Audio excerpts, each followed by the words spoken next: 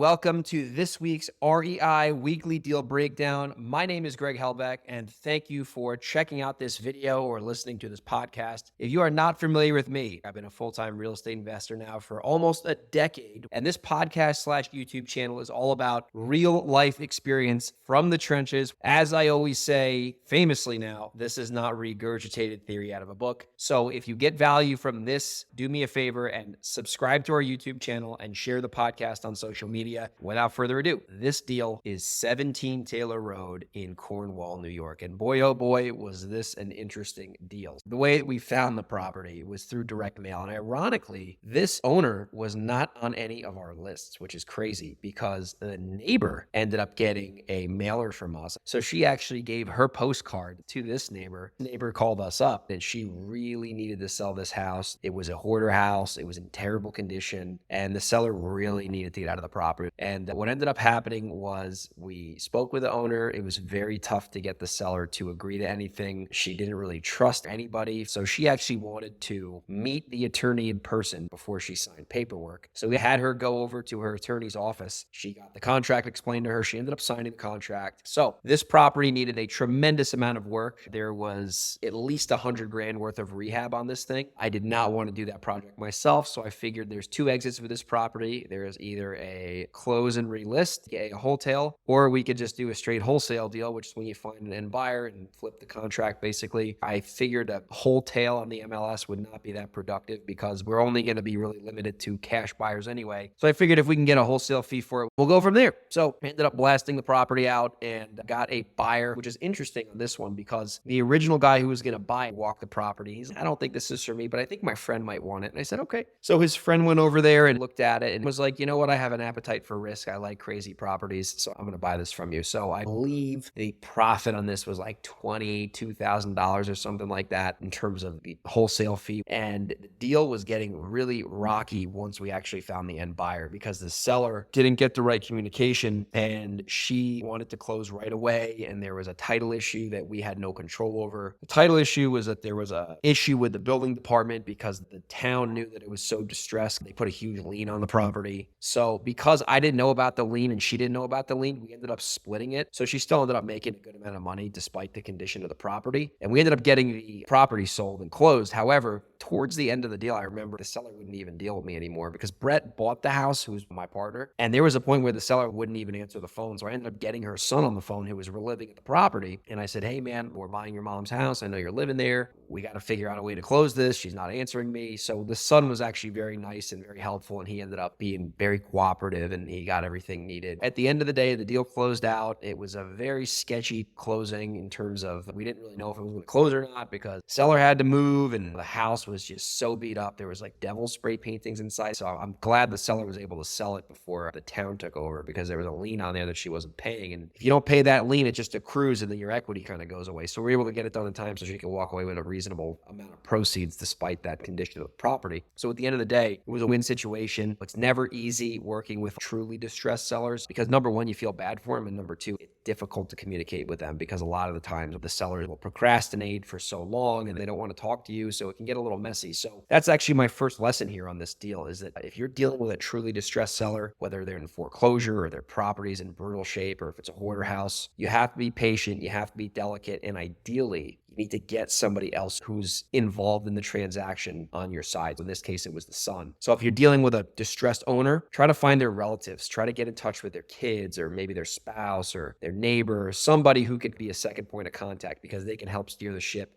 Lesson number 2, when you make a mistake, you have to own up to it. And in this case, I wouldn't say I made a mistake, but I went into this property not knowing there was a lien and neither did the seller. So in theory, according to my contract, I could have been like, you didn't disclose this and you got to pay for this. But I said, you know what? We both didn't know about this. Why don't we split it 50-50 so you end up netting more than what you would versus if you had to follow the contract according? Because in theory, I could have literally enforced the contract. And she agreed to that. I approached her from a collaborative perspective versus a combative perspective. So when you do that, generally the sellers are going to agree with you. So that's lesson number 2. And here's the best lesson. This is lesson number 3. I got the house for 100, sold it for 122 after all the fees and whatnot. It was like a 20K profit. The buyer who bought the house for me for 122 sold it as is for 175. Jesus Murphy, I left a little bit of money on the table there. So what I should have done is I should have done more homework. I should have bought this thing and threw it on the market. And I guarantee you, even if I closed on it and took some hard money out and had to pay some commissions, I still would have made at least 40 grand versus my 20 grand. Don't give your wholesale deals away. I thought